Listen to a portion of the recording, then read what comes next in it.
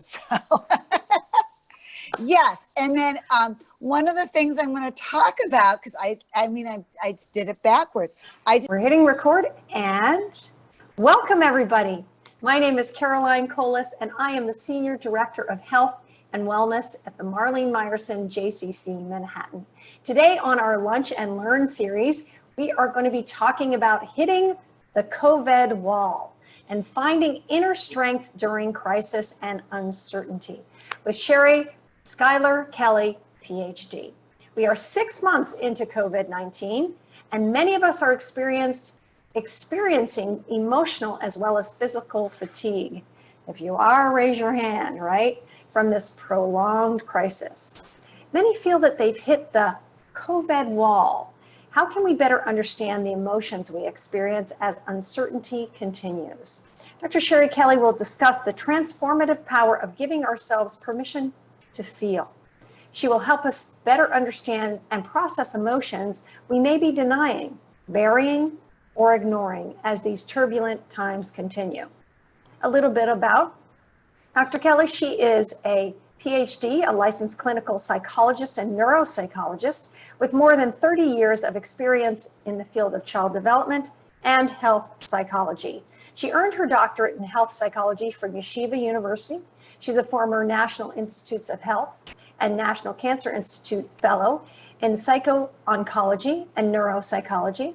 She's based in West Hartford, Connecticut, and also in Florida. And she's best known for her research with teens and young adults on resilience, hope, and cancer survivorship.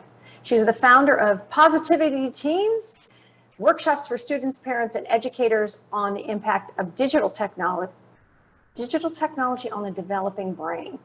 And the truth of the matter is, because of neuroplasticity, our brain is developing all of the time. Welcome to the call. Thank you. So nice to have you back. Thank you, Caroline. Can you hear me okay? Yep, I can hear you great. Good, because I'm coming to you all the way from sunny South Florida today. Fabulous. So it's wonderful to be with my friends in New York. I miss everyone in New York, and it's great to connect with you and to see you back in New York, Caroline. Yeah. I'm grateful to be here. And you know, it's funny, I understand that you were going to come to New York, but actually because of COVID, yes, you weren't allowed entry. I wasn't allowed. Yes, I'm a, like, persona non grata. I could not get my hotel room because I'm from Florida, and I wasn't able to quarantine for 14 days. So they didn't want to take my reservation. So that's it. So I'm here. I'm stuck here in Florida, which isn't that so bad place to be. But I miss everybody in New York, and I'm so thrilled to be with you today. And this is a great topic because it's a topic that's near and dear to our hearts, Caroline and I, especially because we're former marathon runners. And I think probably somebody else in the gallery might have also had that experience. And so we're going to talk about tapping into those inner resources when you feel like you just want to give up, or you don't have the energy, you just feel depleted mentally, physically. And what have we learned in the field of psychology from runners about breaking through that wall when you hit it? Because we certainly have hit that wall after the 6-month mark of the COVID pandemic. So Carolyn, if I could I just start with a little intention? Yes, I was just going to say, let's start with some mindfulness. So absolutely. This is my go-to book for intentions and mindfulness. This is Pocketful of Miracles from Joan Borysenko, who I believe is also a former or a WBI friend too, Wellbeing Institute friend. And just by coincidence today, we have this mindfulness moment from Joan for August 18th. Spiritual attainment is not ascending a ladder into heaven and hobnobbing with the angels. It's being able to function with clarity and love right here on earth. When you can make that uncomfortable phone call rather than avoiding it, then you are making spiritual progress. When you can give money to charity without needing the applause of others for your generosity, then you're making spiritual progress. When you can own your projections and let go of the ingrained habit of judging others, then you are making spiritual progress. Thank you for joining me today in this spiritual journey. Awesome. I always love to begin with just a moment. You know, recently we were talking about this in my NIA classes, how the body, the sensations of the body is always present, right? It's the mind that's in the future or in the past. And so it's really interesting because we are talking about the runners that have hit the wall and using that as an analogy. But what made you think of this? Did you yourself hit the COVID wall and then you thought, I'm not alone? Or what instigated your topic today? Well, I really love talking about resilience and breaking through barriers, emotional, psychological barriers. And we have sort of like the dog days of summer right now. August is a hard time for a lot of people anyways. In my field, that's when I used to see a lot of people get super stressed out was in August. I used to, wonder why all these psychiatrists and psychologists would take August off. In fact, there was a novel published about 25 years ago called August about that topic. And August was always my busiest time when I was in private practice in New York. I never took August off because that's when I was the most needed throughout the year. So along with this, a few weeks ago, maybe only 2 weeks ago, the New York Times published an op-ed piece about, have I hit the COVID wall? And the author was asking about that. So I thought this would be a good topic because maybe a lot of us can relate to that about hitting the wall. And what do you do? Yeah, I think it's brilliant. So I know you're an amazing prepared psychologist, and I know you have a slideshow for us. Should we jump in and give We're us going to jump context? in, and we will. And I might not be able to see the chat. So Carolyn, if you see some chat questions or comments, Joy asked, Sure. What was the name of the first book you mentioned? Is it Pocket Full of Miracles by Joan Borensenko? Pocket Full of Miracles. There it is. Glad you asked. All right. So should we go to screen share? Yes, Right. let's do it. All right. And I apologize if it doesn't work, but we'll start it.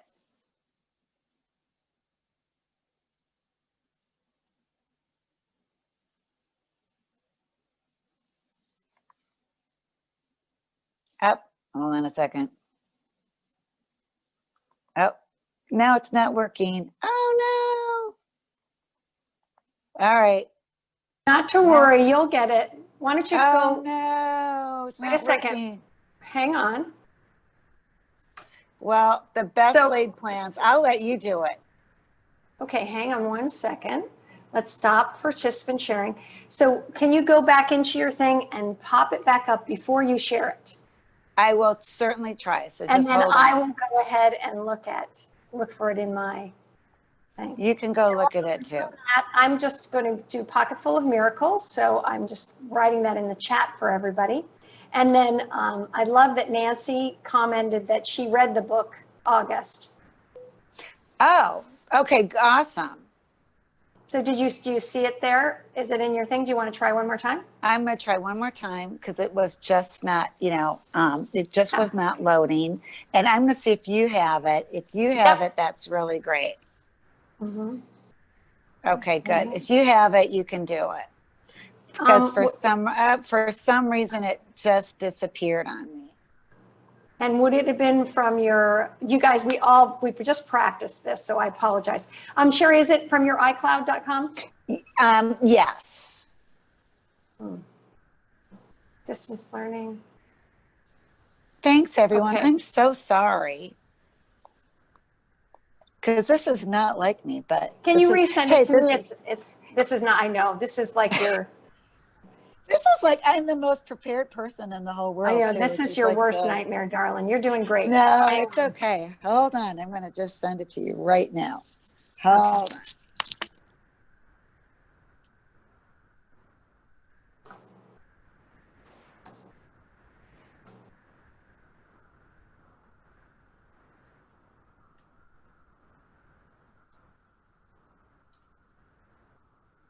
Slides. Here we go. I found it.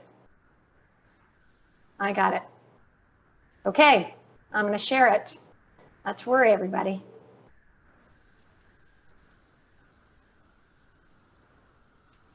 Can you see it? Okay. I found it. Can you You see got it? it. Okay, hold on. I'm going to get back into the Zoom land here. Here we are. Yay. Thank you. That's great. Thank you. Okay. Thanks, we'll Carolyn. do the Can you next hear me? one. All Yeah. right. So, listen, this is why in the marathoning, hitting the wall means when you get to that point around mile 20 where the body just breaks down, your glycogen storage breaks down, your mind breaks down. And in the Boston Marathon, it comes at a time right when a big hill begins called Heartbreak Hill on Comm Ave. So many years ago, almost 40 years ago, in 1980, I started training for the Boston Marathon, which would take place in April of 1981. And I started training vigorously, even though I had been a runner. I had started training 9 months earlier. And I actually did not train for the marathon. I trained for hitting the wall. Psychologically, that's what I did. And it was a very important lesson that I have used throughout my entire life. I trained for the worst case scenario, like not having my slides come up. But I actually trained for the wall. And because I was a student of psychology and education, then I was able to tap into some really great research on what to do and how to train for the wall. I would actually train running in the dark up that hill so I couldn't see the slope of the hill. I wouldn't get psyched out. Caroline, you have done a marathon. You were telling me you did the Napa Marathon, and you said you did not hit the wall. Is that true? Caroline, did you not hit the wall? I did not hit the wall. Okay. But remember, I was 18 years old. So I think my youth had something to do with it. And I actually trained for distance. And the marathon the Napa Valley Marathon has rolling hills. It doesn't have Heartbreak Hill. And I think that hills, in terms of intensity, the difference between what I had chosen to do, and it's really a great metaphor for what we're talking about now, is I took the marathon at a steady pace, and it was a steady ride. And what your marathon is intense. It's up and it's down. It's up and it's down. So there's a metaphor there too. It's like life. And so the big lesson that I learned early on, and I was young, I was 21 or 20 when I ran the marathon. The big lesson that I learned in my experience in that Boston Marathon was that the pie in the sky was not in the finish line. At the finish line, I actually didn't feel happy at the finish line. The pie in the sky was the running of the race. And what I enjoyed actually most about my first marathon, which was Boston, because I didn't have to qualify then because I was a student athlete, I realized that in a strange sort of way, my fondest memory is about surviving the wall, breaking through the wall, surviving Heartbreak Hill. And I think many of us in life, when we look back at our life and the marathon of living that we have done, we look back and I think our proudest moments are not the finish line, but breaking through that wall or breaking through the barriers or surviving the tough times and how we came through the really tough times and finding meaning and purpose in that. So I'm going to explain how that works in your head. So let's go to the next slide. Okay, so why are we talking about this? It's really relevant. And this is a picture that I took in June this year. This was in Baltimore in the little bus going to the Avis car rental. Look at how packed it was. So the Kaiser Foundation did a survey, and right now 53% of Americans believe that the pandemic is taking a toll on their mental health. And it's higher among people with pre-existing conditions like anxiety or depression. So if you already have anxiety and depression, have other kinds of emotional issues that you're dealing with, or mental health issues or medical issues you're dealing with, that number actually goes up to 70%. And if you're a minority, it's 68% reporting that pandemic of COVID is taking the toll on your mental health. So if we can go to the next slide. Okay. So this is from Yale, and this was a study that was done in March, so shortly after we started going into isolation. And they asked over 5,000 people to describe their feelings in their own words. And 95% of the words that the respondents gave reflected sadness, worry, being afraid, feeling isolated, feeling anxious, and only 6% were able to say anything positive about being in isolation or being quarantined. So next slide. So why is isolation so difficult for us, and why is this helping us, helping to fuel the wall that we're hitting? We are not supposed to be isolated. We're not wired for that. Isolation goes against our evolutionary wiring. We are supposed to be connected. We depend on relationships all the time. That's how we're trained to be. It's for survival. It's ingrained in us. And when our social connections are broken, we feel off kilter. We have an emotional imbalance, and it's tough to manage these emotions. So I just want to show you this slide real quick. Going back. This is, my husband's a doctor. He's on the front lines at the hospital. And my daughter and her friend made cupcakes for them one day. This is the ICU of a hospital down here in Florida, and the very brave staff. And so the patients are in isolation. There's so much in an isolation that their IV lines have extension cords on them, and the extension cords go out underneath the door. So even the poor patients in ICU, in isolation, they're further isolated so that the nurses and doctors don't even have to go in to change their IVs. The IVs are changed out in the hallway. You might be able to see some of that in the background. So next slide. Thanks, Caroline. So have we hit a COVID wall? Well, many of us have. And the wall happens when your energy stores are depleted. Your glycogen is depleted. You feel exhausted. It's a discrete onset, but it can last for a long time. Like we've had this this pandemic for over 6 months.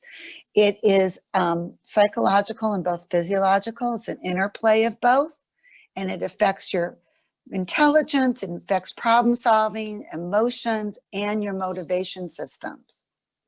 And one of the things that's really interesting, and I don't have it up, Caroline, because this research is so new, I want to share it with you. A new study has come out, a meta-analysis of many other earlier studies that's just been published in Nature about motivation and genetics. And they have identified certain genetic markers for certain types of neurochemicals that are associated with motivation. So it seems that some people have intrinsically more of these neurotransmitters to be self-motivated and to get themselves in gear than other people. So it's not just a matter of will, it's just sort of how you're made up. So that's another interesting piece of research that we're going to learn more about in the future that tells us, well, why do some people give up more easily than others? Why can some people shift themselves back into gear? So there's differences among us in our ability to garner this energy and self-motivation. Okay, so we'll go to the next slide. So what causes the hitting the wall emotionally? Well, the number one thing I believe is isolation, because we're not in group settings, we're not getting emotional feedback, we're not getting the nurturing from other people. We're in a routine that's not healthy. Getting stuck in a routine, and many of us are. You know, it's the same. It's like Groundhog's Day.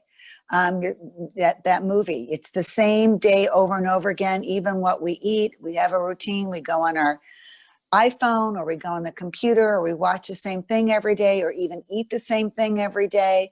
We don't have the novel experiences or the stimulation that we had just being outside or walking around or going to work or going to the gym. Fear, the fear factor here is intense because we have so many different fears at play right now during this time of uncertainty. It's not just COVID that's bothering us. We have many other stressors going on in our lives right now, especially if you're living in New York. You're seeing this on the streets, or other cities. You're seeing a political situation that's very stressful right now. You're seeing things on TV that make you feel maybe hopeless or angry. So all of that's coming together to make us hit the wall.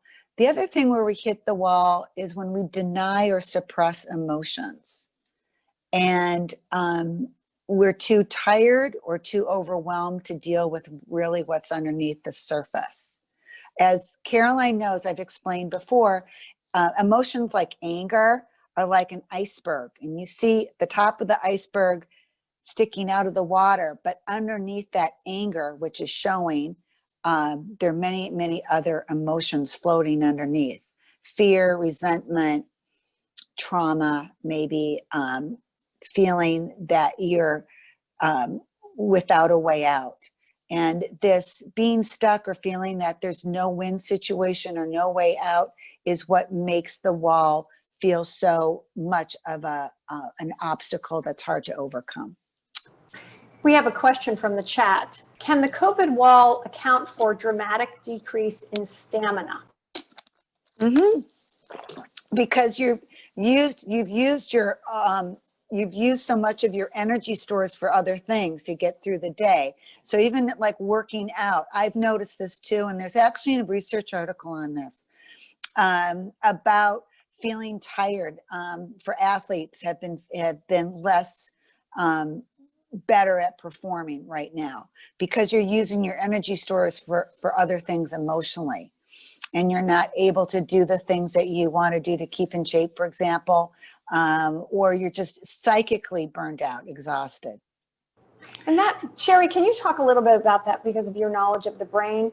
It's like we have a certain amount of capacity, right? And yes. then, and almost like a battery, if you were to think about it. And we can drain our battery, and stress drains the battery. Yes. So stress drains the battery, and you have cortisol levels that are extremely high. It's sort of like a car alarm that continually goes off in New York City, and you hear the car alarm going off and off and off and off, and it's like draining the battery. And one of the things that makes this a unique situation for people is that it's been prolonged. It's a protracted trauma or protracted period of stress for people.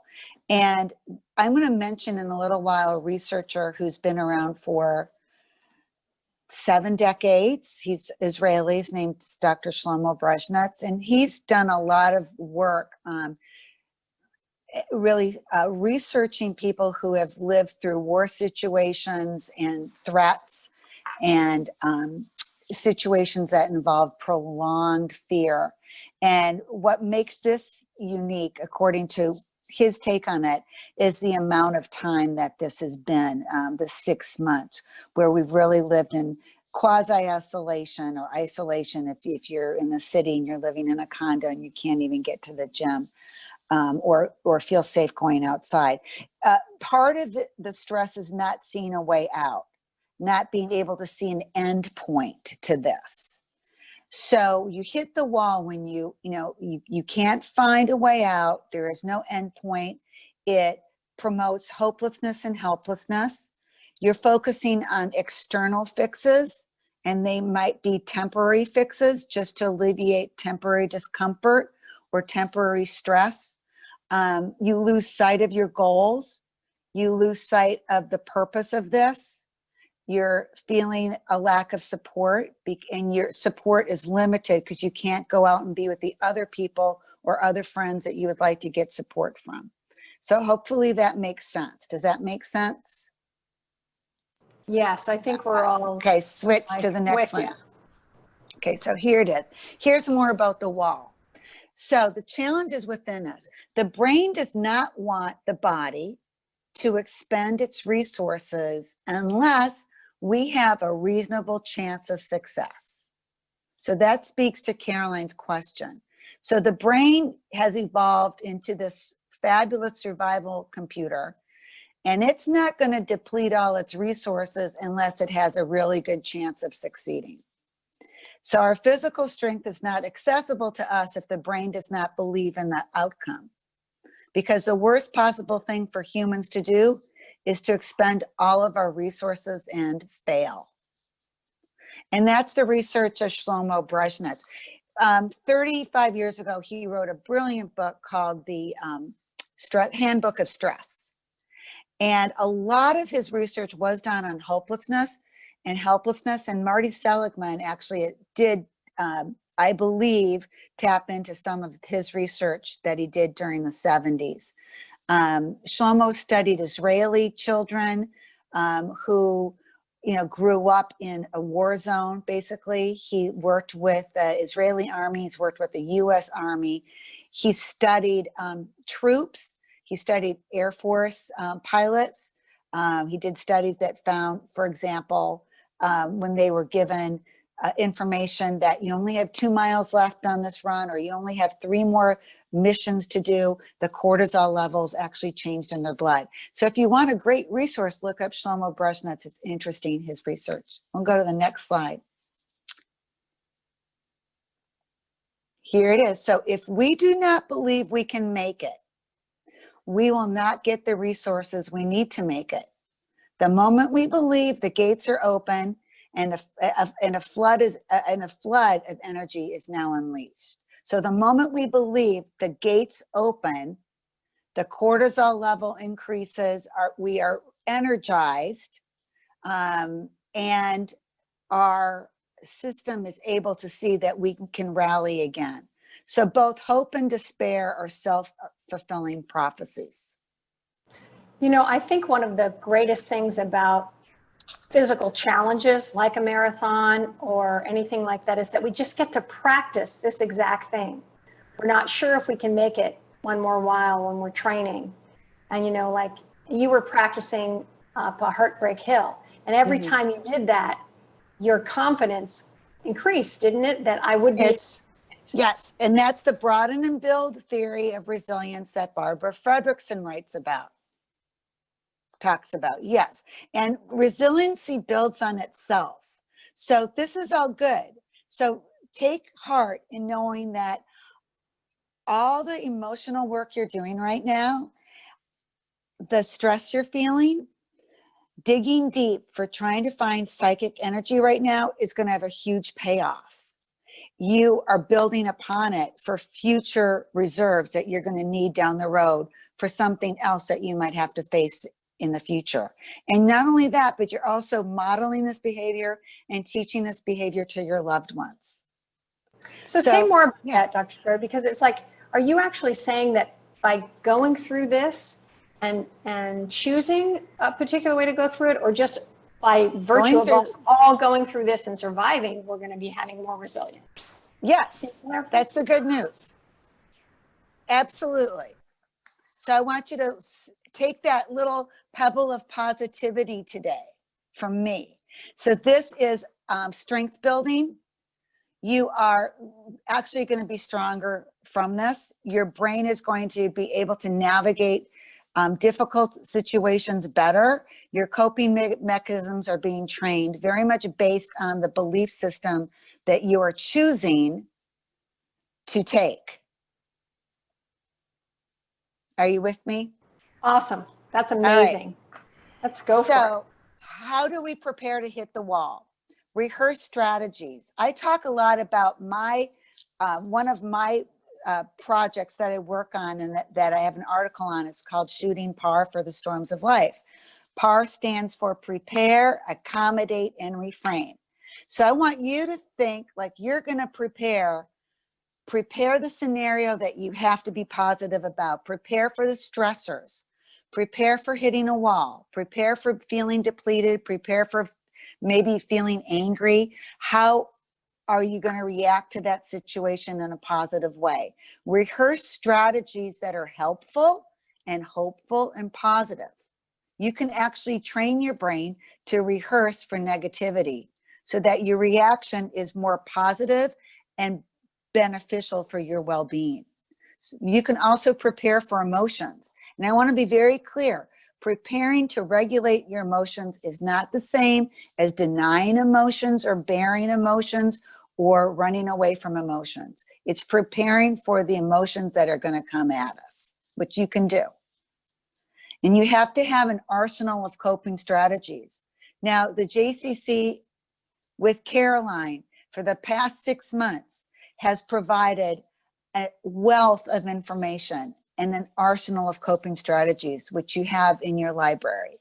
You have given us wonderful experts to talk about coping and resilience training, and we have this. So you need to have that backpack of coping and resilience training on your back, waiting to utilize and pull out of that backpack of how to cope better, whether it's breathing techniques, we're going to go into these, whether it's exercising, dancing, singing, watching old movies, talking to friends, journaling, gratitude. This gives you, the last thing I'm going to say on the slide, perceived control, which helps you move forward through any difficult situation. Perceived control is integral to healthy living and well-being and resiliency. Okay, next slide. So here you go. This was Mark Brackett, who I was hoping to have join me today. He's a Yale professor with the Yale Child Studies Center. And he's an author, and he says regulating your emotions does not mean denying your reality. And I think we should all accept that. We have a question from the chat. Yeah. Can you share a day in the life where a person isn't doing any coping versus when they are? What does that look like? A vignette would be helpful. Great question. Yes. So a day in the life, someone is not coping. For example, they're just reacting. They're just reacting. They're not being proactive, they're being reactive. So not coping means just not thinking about a situation, not analyzing a situation, but just emotionally reacting and letting their feelings overcome their mind, letting their feelings and their emotions, the negativity flood what their mind really should be doing, so that it overwhelms their behavioral manifestations of that experience or that stressor, so that you're just, for example, yelling, crying, hitting something, throwing something, or being the opposite, being in total denial and spending all day on TikTok or Instagram, and not engaging with your feelings, but trying to run away from them by keeping busy and just being stimulated by something like the internet or TV. And try to shutting down and hiding that way. But I think what a lot of things we see in people are acting out behaviors and just being emotionally reactive without trying to process the feelings in a mindful way. I would think that also just sort of, okay, designing your day, planning your time, preparing, as you were saying, for your emotions is kind of the exact opposite of that. Is that what you're saying, Sherry? Yeah, you should plan your day to have emotional respite. You know, Shirley MacLaine does this. She's done this most of her life. Maybe it was her training as a dancer, but she has written about how she always took an hour out each day for herself to either meditate or to dance or to write or just to read or have quiet time where she is not having to react to somebody, where she can just focus on what her needs are. So planning your day, planning time to replenish yourself, to nurture yourself, to either go for a walk, yes, or to have time to sit and be mindful of the experience that you're feeling. If you're feeling frustrated or overwhelmed, taking a breath, analyzing where those feelings are come from. And I'm actually have a slide about that in a little bit. So if we can move on, I'll show you how to do that. So facts to help you prepare. This is from Rick Hansen, who a lot of us know. Rick is great. He writes a lot about the negativity bias. So as the brain changes, the mind changes. As the mind changes, the brain changes. So you have more control than you think of. You have actually more control than you realize over your mindset and your brain. And you can actually use that power of positive thinking and turning things and reframing things. So so a failure is not a failure, for example. So a failure is a lesson. That's one way of doing it. So you can use the mind to change the brain, to then change the mind for the better. Taking in the good, finding that pebble of positivity, finding gratitude is a healthy brain diet. So we'll go to the next slide. So identifying and accepting emotions. We cannot break through the wall until we have given ourselves permission to feel the emotions, identified the emotions, identified what they're doing to us. And I love this example by Scott Barry Kaufman. If your boat is full of leaks, you don't care what direction you're sailing. Does that make sense?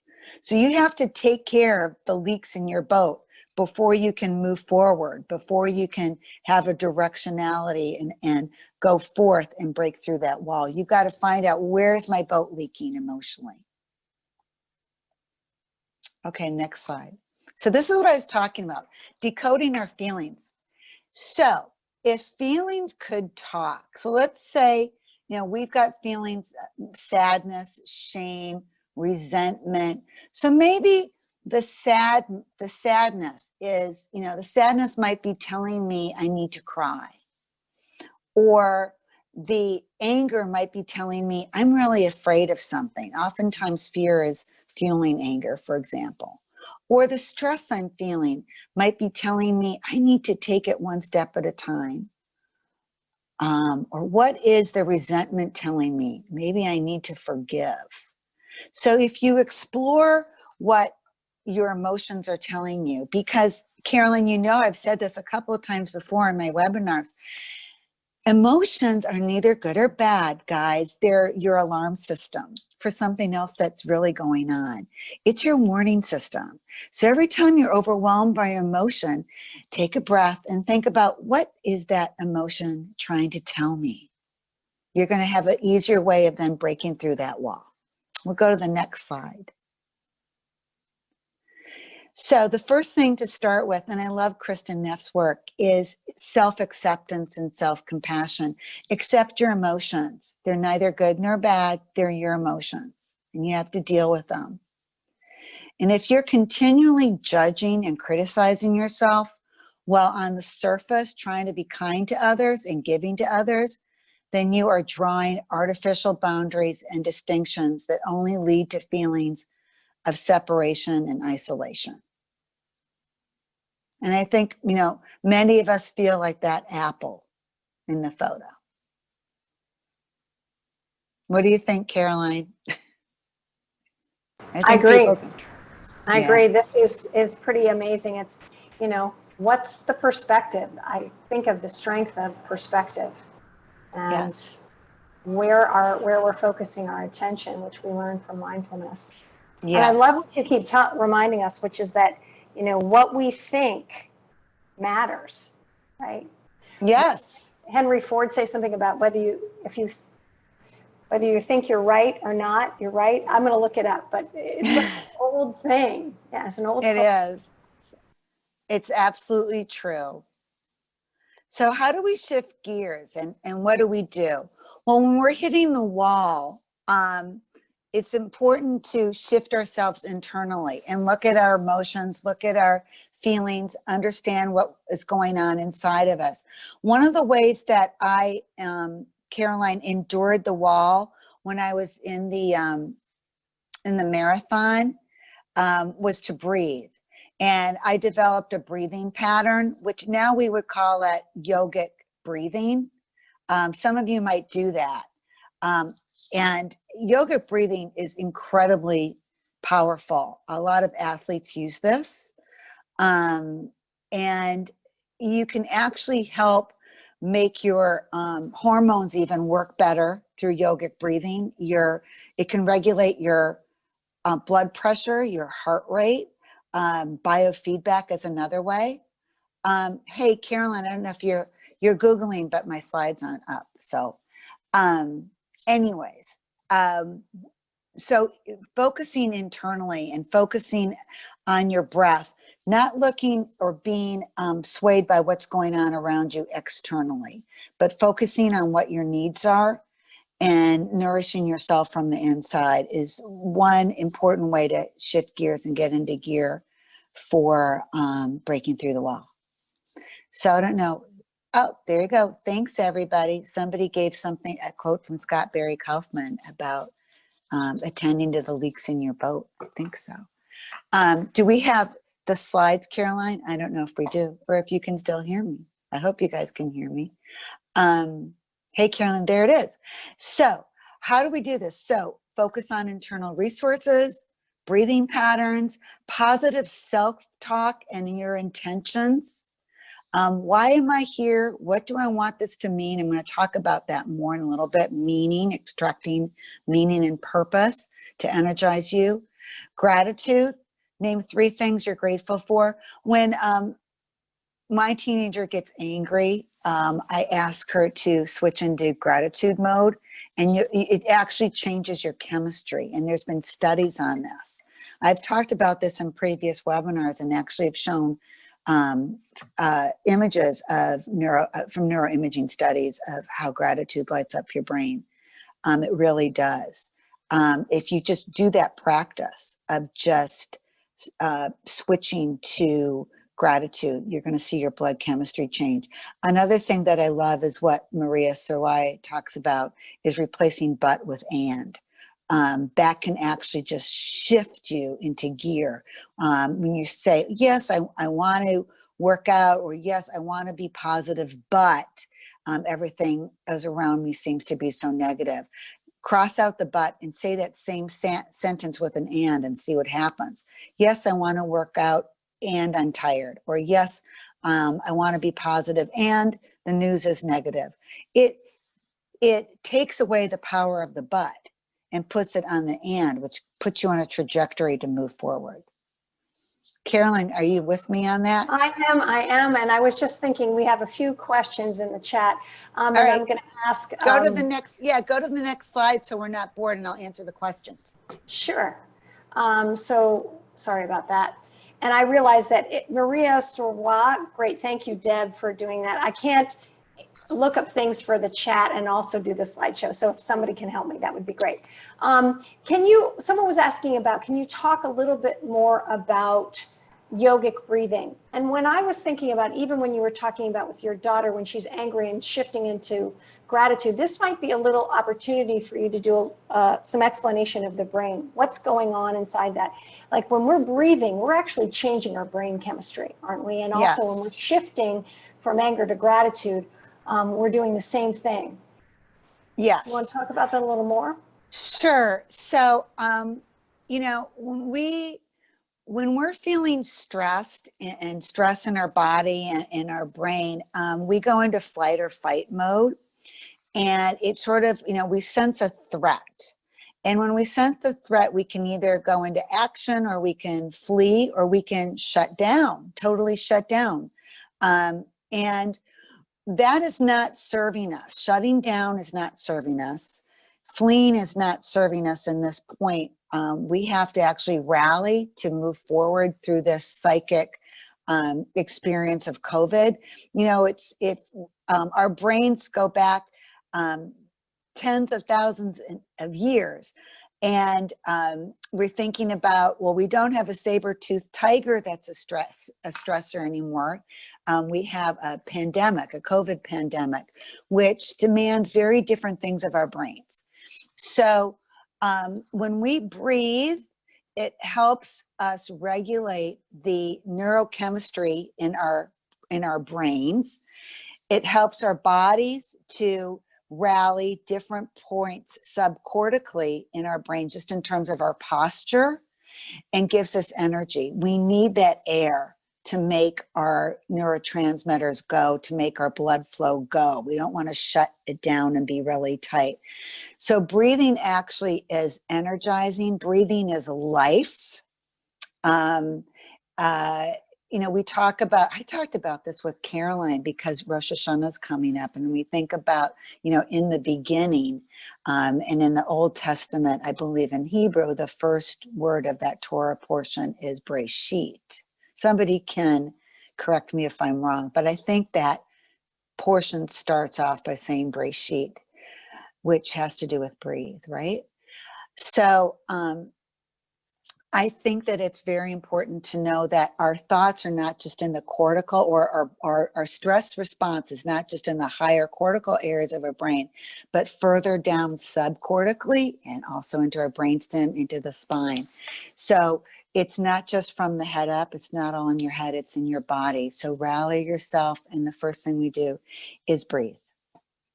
I hope that was an easy explanation. It's great. And I hadn't heard that before, that it goes subcortical and even into your spine. That's fascinating. That's fascinating. Thank you. We should do a whole thing on yoga breathing, and I think Mega has some good resources on that too. Absolutely. Sign me up. So you're talking about goal setting as a way to clarify? So goal setting is a way to help break through the wall. Okay, so remember I told you about the research that was done over 7 decades by my former professor at the New School, Dr. Shlomo Brezhnitz. And Dr. Brezhnitz found, with much of his research, that busting stress can often be accomplished by setting goals. And so if you're feeling weary, depleted, there's no way to break through, I'm not motivated, think about a goal. Think about something you want to accomplish. Think about the future.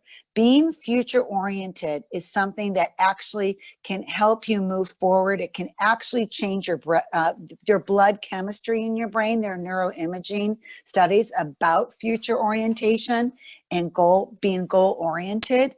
So this is one way that we can get energized. Thinking about, how am I going to move past this? What's a realistic goal? Is it, hey, you know what? My goal today is to maybe walk 2 miles. Or my goal today is, I want to find 3 beautiful pieces of art online that I want to share with a friend. Or my goal today is, I am going to find an inspirational quote and share it with all of my friends. Find little goals. They don't have to be big goals. You can have big goals also. Maybe my goal is, you know what, this has taught me that I'm more interested in yoga or breathing or wellness or coaching or psychology, and I want to take a course on it. Just by having a goal in the future, it's going to help you put that next step in front of you and move forward on your path. Go ahead to the next slide. So I love this quote by Scott Barry Kaufman. So, I say seek internal goals, seek internal energizing ways to get you to move forward. Think of yourself as a growing being through this process and how you're evolving. Just looking for short, quick fixes like that Taliente in the freezer, or maybe that cocktail at the end of the day, or buying something online, or doing that one click from Amazon. These are very quick reinforcements that actually get us wanting again. That's not going to help us break through the wall. Even though I like Taliente, it's not going to help me break through the wall. Wow, that's interesting. Next slide. Yes. So the brain is shaped by experience. This is what I was talking a little bit about before. So the brain is shaped by experience. And because we have a choice about what experiences we want to use to shape our brain, we have a responsibility to choose the experiences that will shape the brain towards the wise and wholesome. So you have more control. Davidson, I love him. We had him Yeah. at the JCC. He's amazing. His work is incredible. I know. I have to plug another JCC expert. There you go. Somebody that shared with JCC already. He's fabulous. So as you can see, when I was talking about earlier with the brain, you see the frontal and the prefrontal cortices, the green. That's your executive states. Your what can I learn from this? What am I going to do? That's planning. Your emotional state in the blue. Am I loved? My feelings, my reactions, anger, stress, and then their survival state is down there in the brainstem. I could do a whole webinar and just walk around your brain, which I would love to do sometime in the future. We're going to do it. We have a question that I want to make sure that you get to. We might not get to your other slides, but I think that's it's okay. an Give me important the one. question. And speaking of Maria Serwa, it's an important question. How should critically or terminally ill individuals handle their stress? Okay. And it's I'm really glad. It's not dissimilar to. No, I'm really, right? thank you for bringing that up. So Carolyn, as you know, and many of you might know on here, I spent 15 years of my life doing research with chronically ill, critically ill, and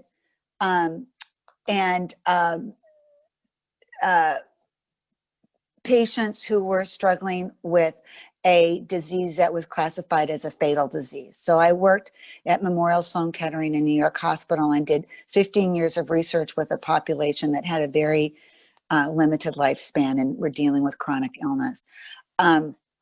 So a lot of it, again, is working internally with what their needs are, what they very big existential issues of their life's purpose, what meaning and purpose they're going to be sharing with their families through this illness, what gifts of the heart they are giving to their children and grandchildren, what lessons they are teaching, what they are modeling for their children and grandchildren through this. It's digging deep and finding at a very deep existential level what this is all about. And much of my work about future orientation and goals was done with terminally ill patients, and having them having goals, even though they were terminally ill, actually brought forth hope in their lives and gave them purpose and meaning. So we're at the top of the hour. I would love to go to the last slide because it has to deal with this very question. So if you can go to the last slide, I want to show you this because this is for that great question that you answered. I hope you can find it. So when this, long after your children have forgotten the causes of the COVID pandemic, the virtual schooling, or wearing masks, they will remember a much more important lesson from this year: how you made them feel about themselves and their possibilities in this life. So I'd like everyone to think about that, because you are going to gift this experience in so many ways, and it's up to you how you wrap this gift. Beautiful, Sherry. It reminds me of the quote by Viktor Frankl, right? Yes, that was before, yes. Oh, should I go to that slide? Sure. Where is that one? Keep going. My gosh. Look at that. Man's main concern is not to gain pleasure or to avoid pain, but rather to see a meaning in his life. That is why man is even ready to suffer on the condition to be sure that his suffering has meaning. Yes. So we've come full circle to meaning once again. Yes. Yeah. And I was thinking that, not only, in your second quote here about the big lesson, long after your children have forgotten, we all have an inner child within. So even if we don't have children, or if we're living by ourselves, or grandchildren, our grandchildren, there's a part of us that recognizes ourself and recognizes how we've shown up, isn't there? Yes, absolutely. How we have shown up and what we have learned from this experience.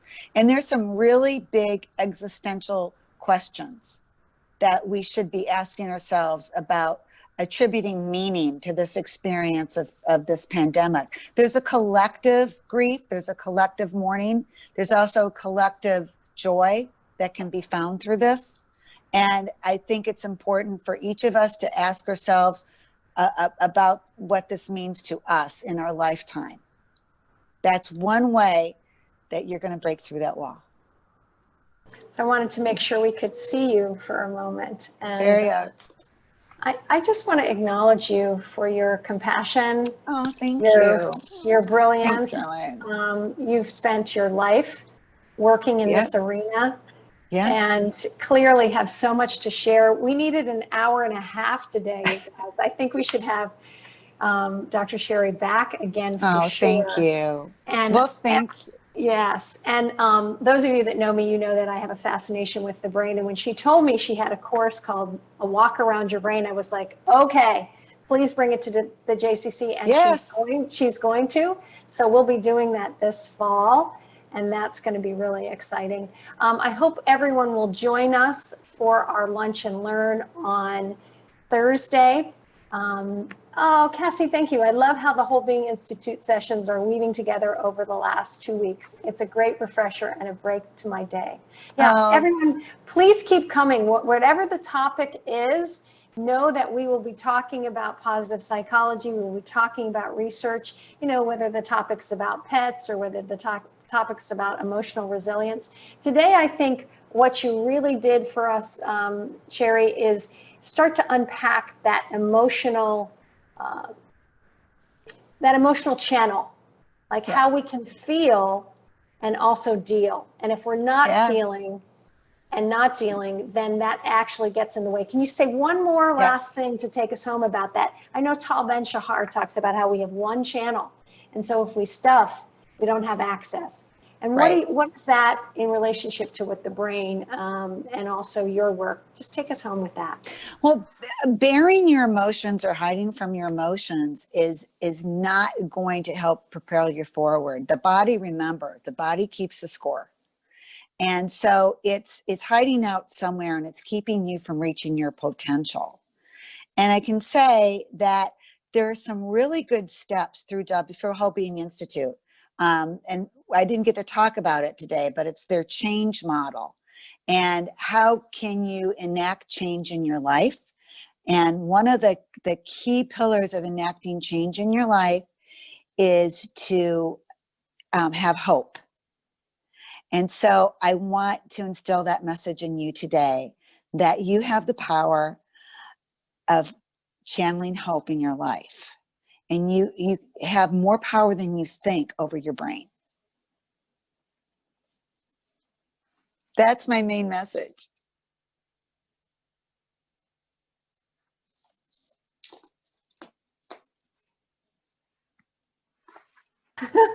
Yay, and I just put in the chat who's coming on Thursday, which will be Karen Olston, and she's going to be talking about mindfulness and the power of awareness in positive psychology. So it links right into what you were saying, Sherry, and that is that we have influence.